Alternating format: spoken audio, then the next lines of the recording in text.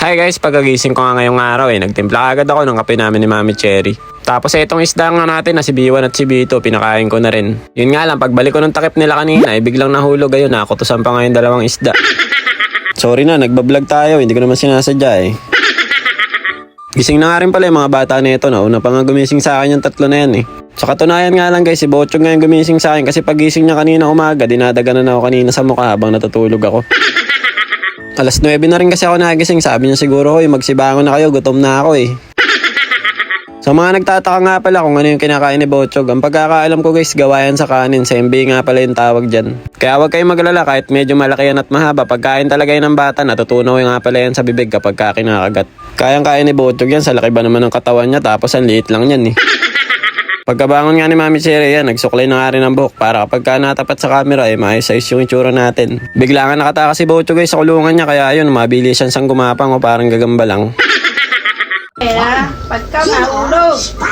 Yes. Oh, him! He makes such a loud sound. Do you remember what sound Bakit? Sparky makes? Oh, diretso po. Ito nga pala yung panahon kanina guys, pagkagising namin medyo makulimlim nga at medyo maambon din ng konti. Nagluto na nga rin pala ako ng almusal namin Ito nga palang sausage yung niluto ko at saka nagluto na rin ako ng itlog na buo yung pula. Alam niyo naman tayong mga Pinoy, nasanay lang tayo sa umaga na pwede na yung itlog na buo pula or kaya yung scramble egg.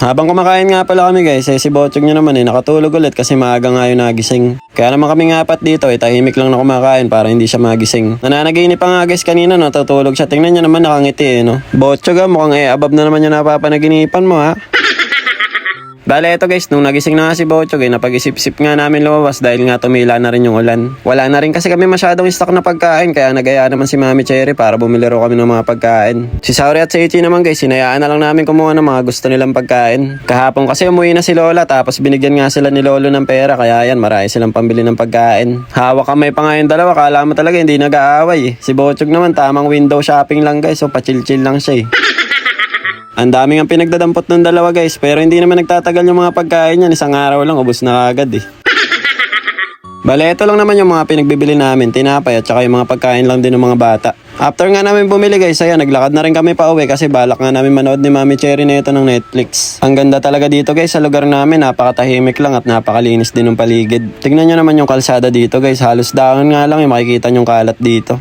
Tapos wala rin kayo makikitang mga marites dito guys, napakasimple lang mamuhay dito sa Japan. Dito kasi sa Japan guys, wala rin pakialam yung mga Japanese sa buhay na may buhay. Hindi katulad dyan sa atin no, pag nakakita ka ng marites dyan ako sasabihin na yan ba yung anak ni 5 na yung anak Ang bata pa niya na bakit ang dami ng anak niyan. O diba, advance ako mag-isip guys.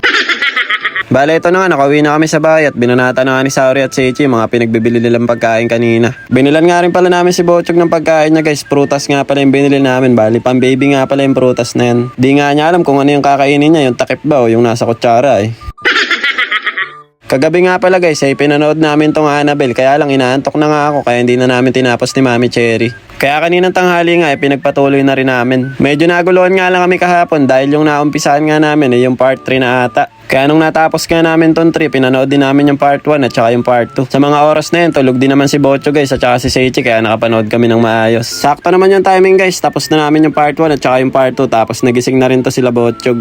Kaya naman ito, merienda naman tayo. Nagtimpla naman ulit ako ng kape namin ni Mami Cherry tapos nilabas ko na nga yung mga tinapay namin. Ang sarap talaga guys kapag ganitong simpleng buhay lang no? Yung wala kang iniintindi, wala kang utang, tapos chill lang kayo sa bahay. Basta importante lang nakakabayad kayo ng mga bills tapos may pagkain kayo, okay na yun. Tapos ito na nga guys, once upon a time si Pedro at si Juan ay nagkatagpo na. Hindi, joke lang yun. Magluluto nga sana ako guys ng adobong paa ng manok, kaya nga lang kaka-adobo lang namin kahapon. Dala kasi ni Lola yan nung pumunta dito sa bahay pero hanggang ngayon di pa rin namin naluluto. Salit nga na adobo yung lutuin ko guys naisipan ko na nga lang magluto ng arroz caldo. Kaya ayan, nagisa na nga ako ng bawang sibuyas at luya tapos pinaglalagay ko na nga itong maliliit na manok. Yung paa nga sana ng manok sana sasahog ko dito sa may arroz caldo, kaya lang parang ang lakas naman ng trip ko nun no. Malagkit na bigas na nga rin pala yung ginamit ko guys. Natira ko pa kasi nung nagluto ako ng champorado. Habang nagluluto nga ako, si Bochog nyo nga napaliguan na ni Mami Cherry. Angas mo naman Bochog nakabrush up pa yung buhok mo Bale, ito na nga guys, konti na nga lang ay maluluto na rin tong lugaw natin. At saka naglaga na rin pala ako dito ng 8 itlog. Hindi na kasi ako nagluto ng tokot baboy, kaya binawi na lang namin sa nilagang itlog.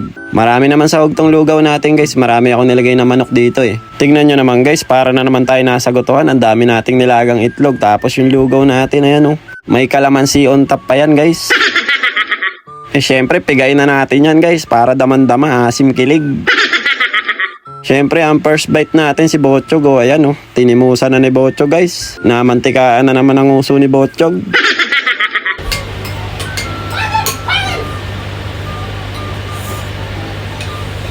Ang sarap.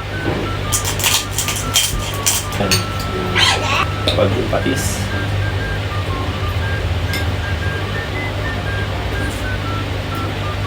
Sarap din. Pinatikim ko nga kay Ate Saori yung lugaw guys. Natawa nga ako sa reaction eh. Nasarapan daw siya eh. Go. Sige. Tama ko ah? Sabi na? Kulit niyo. Tama. Okay. Yun nga lang guys, nung pinatikim ko kay Seichi, umiyak, hindi raw masarap.